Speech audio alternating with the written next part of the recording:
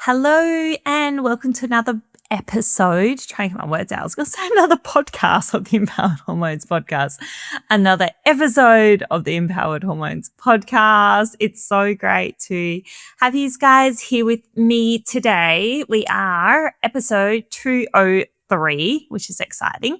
And today we're chatting about the top 10 causes of IBS. And I've also highlighted that your GP hasn't told you about. So today I really want you to understand what one of these might you have. And I'm going to put my money on the fact that you probably don't actually know all of these either. And you probably actually haven't heard about a lot of them either, which is, I want to be like, is that exciting or is that daunting? Because is that good or is that bad? Like, is it good because you're going to learn about it, or is it bad because no one has told you about it? And if you had known about them, could you have started healing them and not be struggling as long as you have been? So I battled with IBS for 10 years, chronically, mainly constipation, but I would also get those loose stools, or as some people call it, which you guys might not have heard about, but it's called overflow diarrhea. So you can get, a lot of women struggle with constipation, but actually even when they have a bowel movement, they're not having a complete evacuation or they're not fully clearing the colon. And that's where things like enemas and colonics can really play a role as well in actually clearing out the colon, or when someone goes through a colonoscopy and then they're like, wow, I felt so good after. I'm like, yeah, because you actually cleared all the compacted fecal matter out of you, which sounds disgusting and is disgusting, but it is actually super, super common. So normally we're told it's just IBS without a real given reason, but some of the most common reasons, or the 10 most common reasons that I see in clinic as a gut health nutritionist, with my background was sports science, masters of nutrition, and then I went into the functional diagnostic nutrition side of things simply because I wasn't getting answers from my IBS and I wasn't happy with an IBS diagnosis because I was eating so well and I was exercising and I was still struggling with the symptoms. And to me, that was just frustrating because there should have been answers for those things.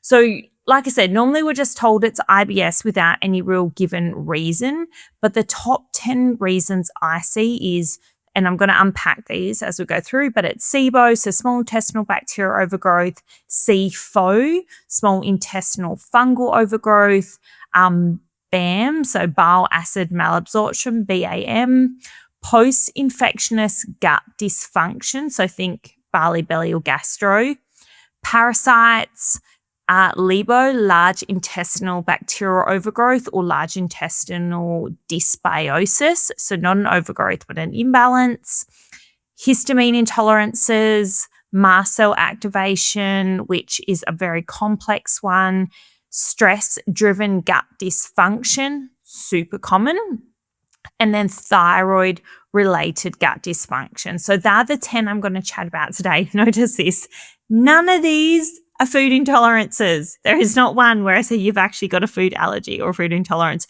because it is so rare, like so rare I see in clinic that someone's having a diagnosable food reaction or intolerance. It is generally dysbiosis, poor digestion, malabsorption, other underlying factors rather than just, I'm reacting to this one food. So these are 10 we're going to unpack today.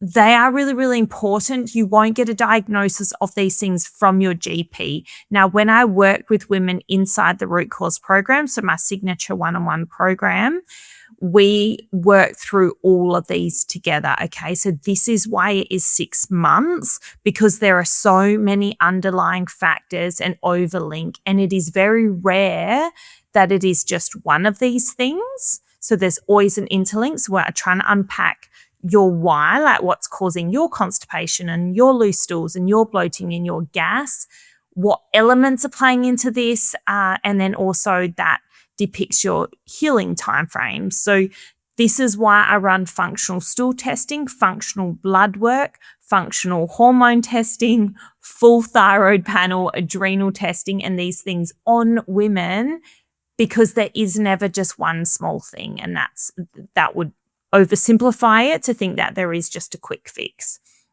So the first one, which I chat about quite a lot, is small intestinal bacterial overgrowth, SIBO. So this is where we go, your small intestine, supposedly to be relatively low in bacteria.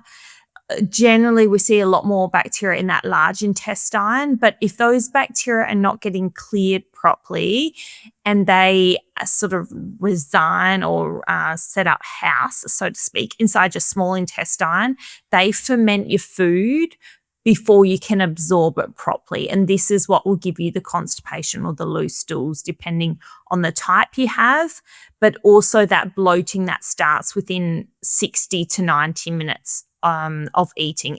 That could even be water, right? So that's a real classic one. People being like, I haven't even eaten much and I just drank water and then I'm bloated.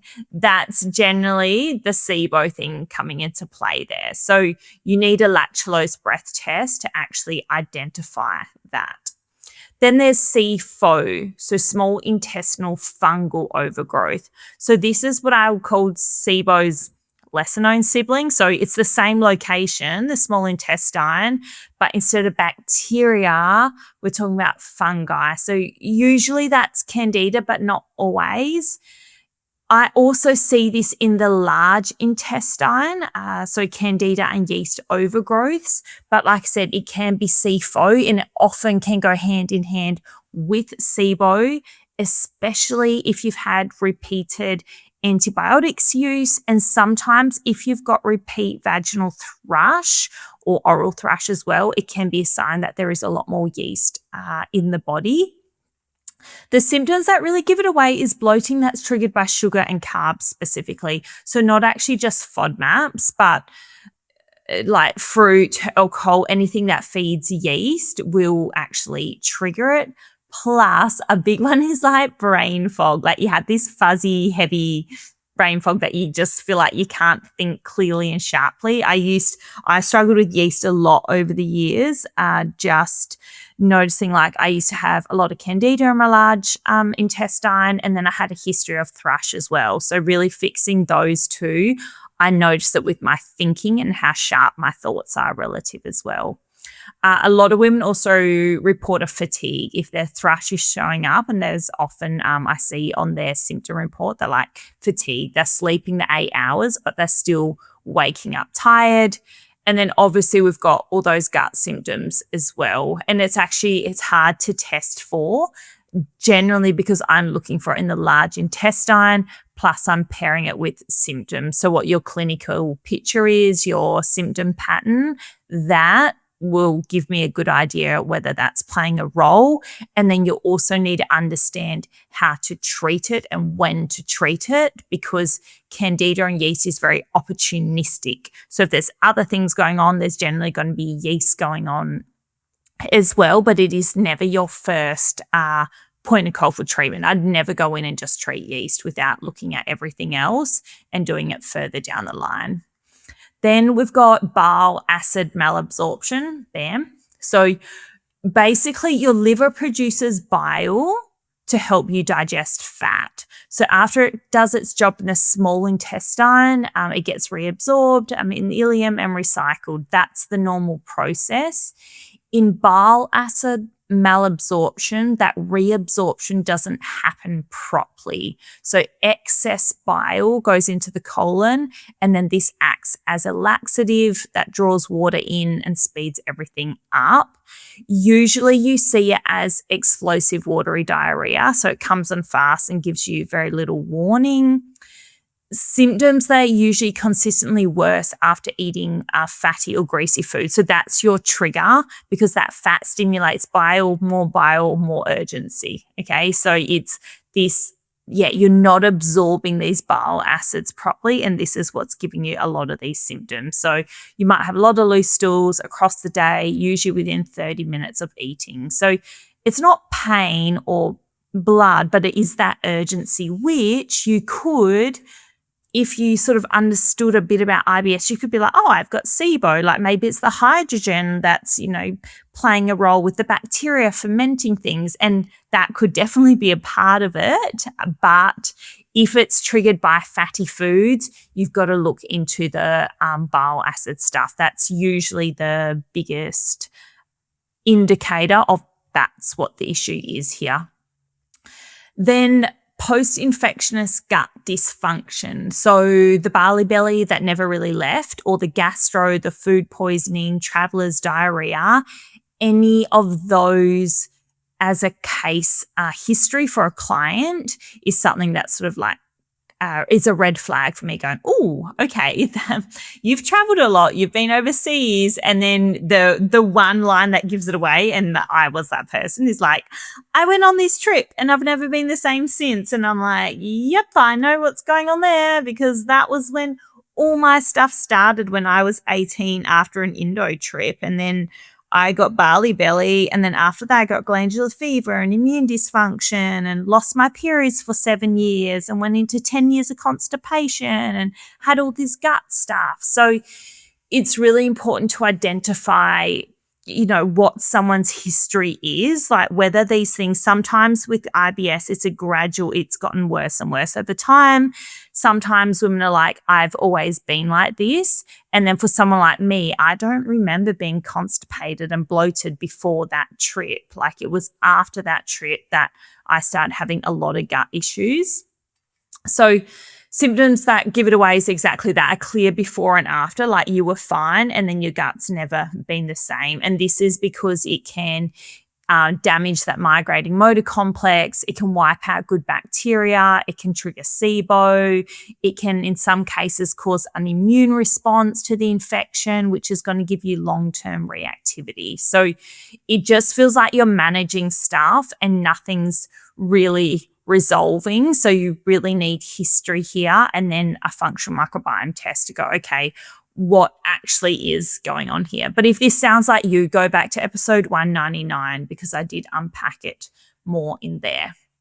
Then we've got our favorite parasites, which everyone loves to think they've got a parasite. Your most common three are blasto, Diamacia, I always get that one wrong, Diamacia fragilis, and Giardia. They're kind of our top three.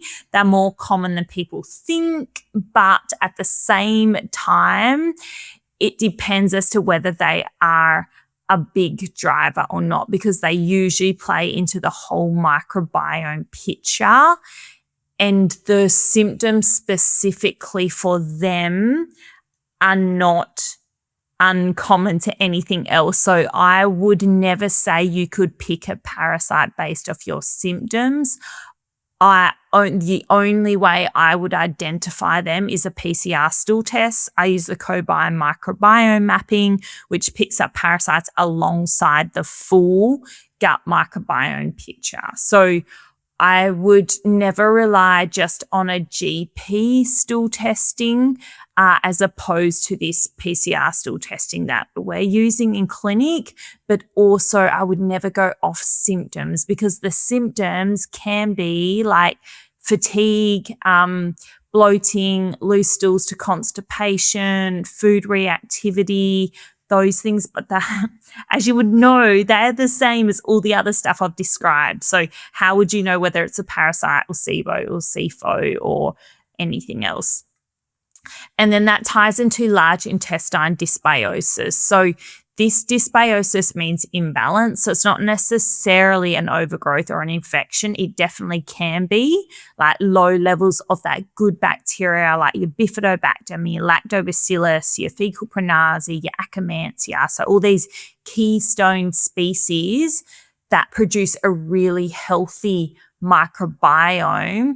If they are missing, and then you have I would say a relatively higher level of sort of your inflammatory bacteria, even if they're not super high, but they're going to feel higher when everything else is low. So you can have that shift to like that, just that classic imbalance, or you can obviously have an overgrowth of what I would look at your autoimmune species, your fermentation species, your inflammatory species. Like for me, say with my acne, like the step strep and staph and pseudomyces and those inflammatory species that were playing into it were a really big part for me. So pulling them down and rebuilding the good guys, the bifidobacterium and the lactobacillus, through targeted pre and probiotics with a clear strategy in place is what made the biggest difference for me. It wasn't that there was parasites or things in there, and it wasn't even SIBO at this point. It was just purely a large intestine area. So it is, again, really hard to identify unless you're doing a functional microbiome stool test, because the symptoms for it, like especially things like expanding food intolerances. So if you're removing more and more foods and you're still reacting, dysbiosis is usually a big part of it, because your gut needs a diversity to process and digest a wide range of foods. I think this is really important because a lot of women, when they see their microbiome test and there's nothing quote unquote bad on it, they feel discouraged because they're like, oh, but I thought there was going to be all this stuff showing up. But if their keystone species are undergrown, they are still just as symptomatic. So it's really, really important to be like, hey, girl, it's great you don't have parasites and yeast and inflammatory bacteria, but you're super undergrown. So we actually need to rebuild and restore these good guys to get you back to the level we need you at. And that's going to help you add those foods back in. That's going to help build up a really healthy immune response as well, so you're not going to get sick as often. And that's also going to improve that gut lining, so that leaky gut, which is going to heal and improve your skin as well. Histamine intolerances. So this ties into the other one as well, the mast cell activation. So mast cells can drive up histamine intolerances. It's kind of a step beyond that. So histamine itself, it's a compound found in food, and normally you have an enzyme DAO that breaks it down. But when the histamine load is too high, then it just accumulates and causes reaction. So I always say to clients, your histamine bucket's full. This is giving you diarrhea, cramping, bloating, and then also anxiety, flushing, redness, runny nose, headaches, migraines, itchy skin. They're all real common histamine signs as well. Generally, I see it for clients from two reasons. One, there's a bacterial overgrowth, and that's increasing their histamine load, but then also you have this leaky gut lining, which means you're not producing enough DAO, which means you're not actually breaking down the histamines better as well. So your long-term approach to it is testing for like your methane, SIBO, and your leaky gut lining, your zonulin, your immune markers, and just working out what's actually going on in that gut, so that you can go, okay, where are all these reactions coming from? And it's not just a standard low histamine diet and off you go. You actually need to fix the root cause of it. Just like you can't just take a DAO enzyme and expect that all to work itself out, because you actually need to fix the bacterial overgrowth and the leaky gut lining to be able to reintroduce histamine foods again. But this then ties into the mast cells. So the mast cells are immune cells that live in your body, basically, and they release chemicals like histamine. And this is very normal. What's not normal is when they're chronically overactivated. So mast cells is a step beyond, or MCAS is a step beyond histamine intolerance. So it's no longer just a capacity.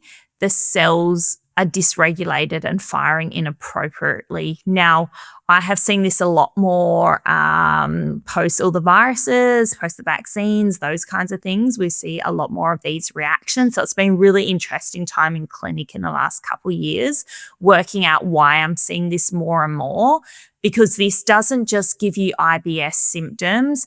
It gives you this sense of feeling unwell, but also more neurological symptoms. It's very unpredictable. It's, I would say, multi-system. Like it's a very complex condition with a lot of what's the word for it? Yeah, just a lot of different triggers, like it can be food, smell, stress, temperature changes, medication, and then your tolerance for foods and supplements is really limited as well. So it is complex, but it is definitely something that in all the clients, definitely run a microbiome test to start to understand the complexity of their individualized condition.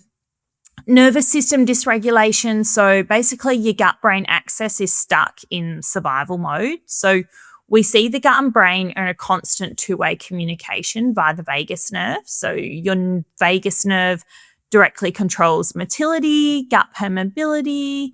Your nervous system directly controls motility, permeability, digestive enzyme secretion. So think about your digestive juices and the composition of your microbiome. When your nervous system is chronically in fight or flight, gut function is compromised, right? This is a protective response. If you're running from a tiger, you don't need to digest your food. So the gut, if this is happening long term, inflammation increases, the gut lining becomes more permeable, and digestion has slowed down. Now, the big way you can kind of identify this is that when a client goes on a holiday, their gut symptoms ease big time. The anxiety, their loose stools, there's the cramping, the constipation, all of that, we see like a massive change in the symptom picture when they're away from stuff. So this is not always realistic because there is pressures of normal life that someone's trying to work with, and whether there's trauma history, whether there's just daily chronic stress, whether there's other things going on that are constantly dysregulating the nervous system. And sometimes we can step out of that. We can change job. We can, get more help with the kids or around the house, or help with our food, or we're just taking on too much. We're in therapy, whether that's somatic therapy, talk therapy, whatever it is. Other times it's really hard to get out of that chronic stress state. So we need to track your symptoms against your stress levels, what's going on in your life, and then also working inside. So this is a lot of the work we do inside the root cause program. You don't just need more mindfulness. You don't need another yoga class. You don't need more breath work. It's targeted nervous system support. So whether that is external things, but also understanding the complex gut stuff driving it, the lifestyle things driving it, your relationship with food, whether there's any eating disorder stuff around being chronically healthy or under eating, or how much sugar, carbohydrates, protein, fat we're intaking. Those things all impact, I want to say, that nervous system, but also the adrenal health, and then also your thyroid health as well, which is the next one we'll talk about. But we need to understand things like the Nerva app that are coming out now are really important for trying to support our gut in its healing, because there's no point me telling you you've got SIBO if you're chronically stressed and you're doing nothing to work on that stress and to manage it better, because I'll never clear your SIBO.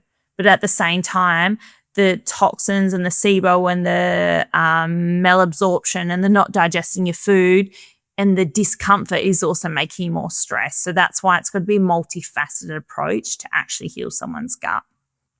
And then lastly, thyroid-related gut dysfunction. So your thyroid regulates your metabolism. This does include the speed at which your gut moves. So hypothyroidism slows everything down. Your motility decreases, transit time increases, digestive enzyme production drops. So when the gut becomes sluggish and food moves more slowly, the bacteria start to ferment. And this is when you get all those symptoms. So the bloating, the constipation, and then, fibre and magnesium are no longer working or actually moving your bowels any better. So constipation that doesn't respond to diet, water, supplements, or that bloating that sits really low and heavy or feeling full for a long time after eating, that is usually telling me something about this broader hypothyroid picture, going, okay, there's gut symptoms, but there's also fatigue, there's also feeling cold, there's also brain fog, there's also hair loss, there's weight changes, there's low mood. All these things start to make a lot more sense.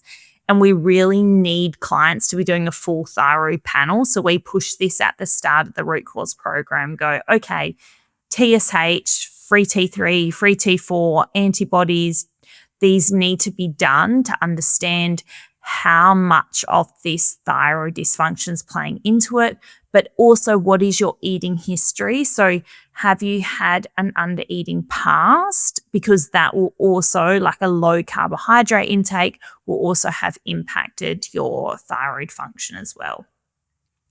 So 10 conditions, 10 real identifiable, testable things that do get called IBS every day. You need to look for the root cause of it. If you're struggling with understanding why you've got IBS or understanding how to get the right testing, make sure you look into microbiome testing. And the easiest way to do that is just book a free gut health planning session with me.